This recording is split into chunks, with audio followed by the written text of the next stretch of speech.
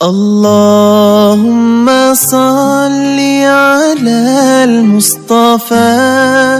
حبيبنا محمد عليه السلام اللهم صل.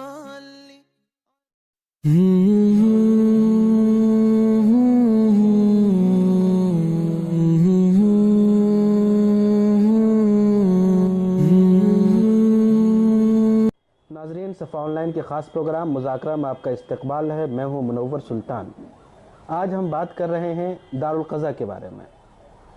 دارالقضا کے حوالے سے جب بھی بات ہوتی ہے تو یہ بات خاص طور پہ کہی جاتی ہے کہ ہندوستان میں دارالقضا کا نظام گویا ایک متوازی نظام ہے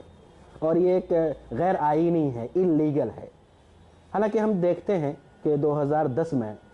باضابطہ کورٹ سے ایک فیصلہ ہوا ہے جس میں 2014 میں کورٹ سے ایک فیصلہ ہوا ہے جس میں دارالقضا کو قانونی جواز فراہم کیا گیا ہے اور اس کی ضرورت کو محسوس کیا گیا ہے. لیکن اس کے باوجود بار بار باتیں ہوتی رہتی ہیں اور شاید ابھی بھی کچھ کیسز چل رہے ہوں گے اس حوالے سے. تو آج ہم بات کریں گے اسی موضوع پہ کہ دارالقضا سے جو فیصلے ہوتے ہیں عورتوں کے حقوق کے حوالے سے اس کی قانونی حیثیت کیا ہوتی ہے. آج ہمارے ساتھ گفتگو کے لیے موجود ہیں آل انڈیا پرسنل لا بورڈ کے سینئر رکن اور دارالقضا کمیٹی کے کنوینر حضرت مولانا عتیق احمد بستوی صاحب. مولانا، آپ کا استقبال ہے ہمارے پروگرام میں. دارالقضا کے حوالے سے ایک اہم سوال یہ ہے کہ دارالقضا سے جو فیصلے ہوتے ہیں، ظاہر سی بات ہے بہت سے فیصلے ایسے بھی ہوتے ہیں خاص طور پہ فسق کے کہ جس میں دوسرا فریق آتا نہیں ہے، وہ غائب رہتا ہے اور عورت کو نکاح سے آزادی دے دی جاتی ہے، فسق کر دیا جاتا ہے. اگر اس طرح کے مسائل اگر کورٹ میں جاتے ہیں تو اس کی قانونی حیثیت کیا ہوگی؟ دیکھیے، پہلی بات تو یہ میں عرض کر دوں کہ دارالقضا کا کام فسخ نکاح ہی نہیں ہے. جی. فسخ نکاح تو اس کے کام کا 100واں حصہ بھی شاید ہو. اصل مقصد تو یہ ہے کہ میاں بیوی میں جو اختلافات ہیں، جو تنازعات ہیں، ان کو حل کرنا ان دونوں کی رضامندی سے جی. شریعت کے دائرے میں. تو الحمدللہ جو معاملات بھی پیش ہوتے ہیں ان معاملات میں 90% کہیں اس سے زیادہ معاملات کا تصفیہ فریقین کی رضامندی سے ہوتا ہے. دونوں اس پر راضی ہوتے ہیں اور دونوں اس پر عمل کرتے ہیں. اور ظاہر ہے کہ اس میں کوئی قانونی سوال پیدا نہیں ہوتا. جب دونوں فریقوں نے گویا اتفاق کیا ہے، رضامندی کی ہے، دونوں کے اتفاق و دستخط سے وہ چیز گویا جاری ہو رہی ہے،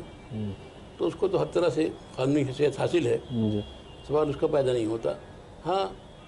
بہت کم کیسز میں ایسا ہوتا ہے کہ شوہر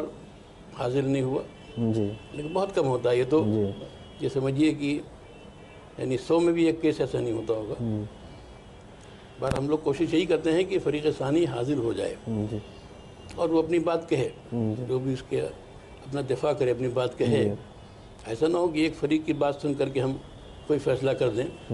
تو کوشش یہی ہوتی ہے اور اس میں ہم کامیاب بھی ہوتے ہیں. بعض دفعہ ظاہر ہے کہ اگر شوہر لاپتہ ہے، مفقود الخبر ہے، پتہ نہیں وہ زندہ ہے کہ نہیں ہے، تو ایسی صورتوں میں اس کے آنے کا سوال نہیں ہے اور اس میں اس کے جو گھر کے لوگ ہیں، والدین ہیں، رشتہ دار ہیں، ان کو حاضر کیا جاتا ہے، ان کا بیان لیا جاتا ہے. تو ایسے معاملات بہت کم ہوتے ہیں جہاں پر گویا فریق ثانی نہ آوے،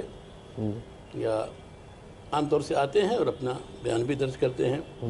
اور حاضری ہی پر جب حاضر ہوتے ہیں تو اسی وقت ان سے بھروا لیا جاتا ہے فارم کہ بھئی ہم اپنے معاملے کو یہاں لائے ہیں بے خوشی کے ساتھ، اور جو معاملہ جو بھی قاضی صاحب اس سلسلے میں فیصلہ کریں گے ہمارے بیانات کے بعد، گواہیوں کے بعد، وہ فیصلہ ہم پہ قبول ہوگا. تو میں سمجھتا ہوں کہ اگر فریقین نے آ کر کے اس معاملے کے بارے میں تحریراً بھی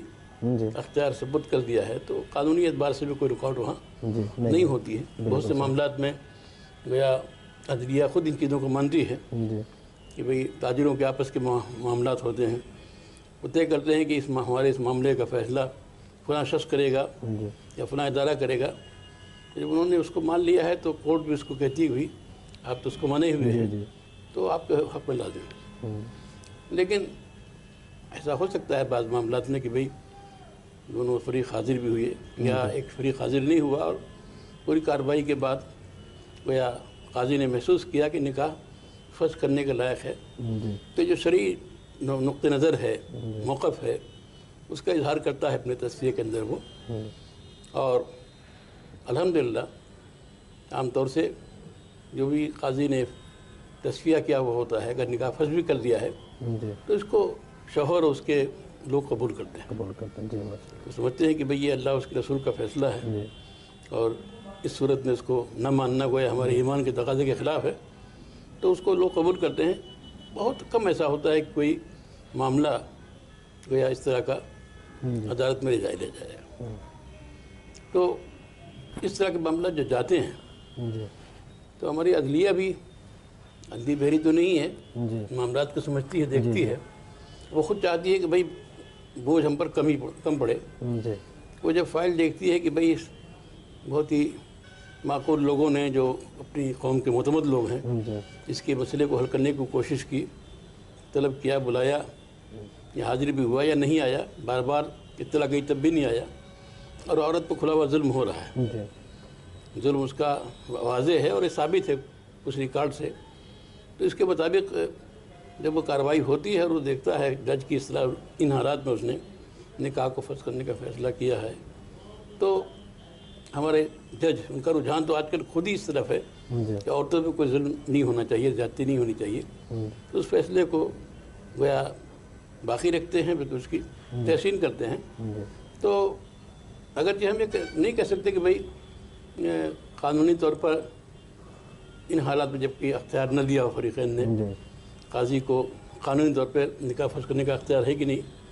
شرعاً تو اختیار ہے ہی ہے، اور شرعی اختیار کی بنیاد ہی پر پوری کارروائی چلتی ہے، اور الحمدللہ کوئی ایسا مسئلہ اب تک تو پیدا نہیں ہوا ہے کوئی اڑچن کی بات، اور بلکہ بعض القضاء نے اس کا اہتمام کیا ہے، تو لکھ دیتے ہیں کہ ہم نے جو یہاں تصفیہ کیا ہے یا جو حل نکالا ہے یہ شرعی نقطہ نظر سے ہے، اور اگر کوئی فریق اس تعلق سے کہیں جانا چاہے کسی عدالت میں تو اس کو اختیار ہے، تو اس طور سے پھر وہ ایک لیگل چیز ہو گئی، وہ جو خود دیکھ کر کے جج کہتا ہے بھئی تو بات لکھی ہوئی ہے، کوئی قانونی آپ کو اعتراض ہے تو آپ کر سکتے ہیں یہاں، لیکن یہ آپ کو مذہبی ادارہ ہے اور کام کر رہا ہے اور کامیاب ہے اپنے کاموں میں، اس کے فیصلے کو آپ کو ماننا چاہیے۔ تو الحمدللہ کوئی مسئلہ نہیں ہے، تو خواہ اس کو بڑھا چڑھا کر پیش کیا جاتا ہے۔ میں کیا ابھی بھی کچھ کیسز دارالقضاء کی قانونی حیثیت کے بارے میں زیر سماعت ہیں؟ نہیں، الحمدللہ نہیں ہے، ایسا نہیں ہے۔ یہ بعض وہاں پر 14 میں جو فیصلہ ہوا سپریم کورٹ کا، اس کے بعد ایک کیس وہاں مہاراشٹرا میں اس طرح کا ہائی کورٹ میں درج تھا، بورڈ نے اس کی پیروی کی، اور پھر وہ اس کو کورٹ نے خارج کر دیا، اور گویا جو دعوے کو اپنے سماعت نہیں سمجھا، اور بھی ایک آدھ جگہ اس طرح کا معاملہ ہوا، لیکن کوئی باقاعدہ کوئی کیس وہاں دائر ہو اور اس پر چل رہا ہو میرے علم میں نہیں ہے۔ اس طرح کے کچھ نمونے ہیں کہ کوئی فریق کورٹ میں گیا ہو اور پھر دارالقضاء کے فیصلے کو باقی رکھا ہو یا کینسل کیا ہو؟ ایسے کئی نمونے ہیں، کئی نمونے ہیں ہمارے ہاں، پھر بہار اور اڑیسہ میں تو خاص طور سے کئی کیسز میں یہ صورتحال ہوئی ہے کہ وہاں کے ہائی کورٹ نے یا نیچے کی عدالت نے اس فیصلے کو باقی رکھا ہے، بلکہ بعض معاملات کو لوگوں نے ہمارا شریعہ بھیجا ہے دارالقضاء میں، تو اور بھی دارالقضاء جہاں کام کر رہے ہیں تو وہاں کئی جگہوں پر ایسا ہے جہاں رابطہ صحیح لوگوں کا ہے کہ پولیس والے بہت سے معاملات جو ان کے یہاں پہنچتے ہیں مسلمان میاں بیوی کے، کہتے ہیں کہ تم وہاں لے جا کے وہاں جاؤ، کبھی قاضی صاحب کو فون کرتے ہیں کہ معاملہ ہے اس کو آپ سلجھا دیجیے، تو جب جہاں تاثر یہ ہوتا ہے کہ لوگ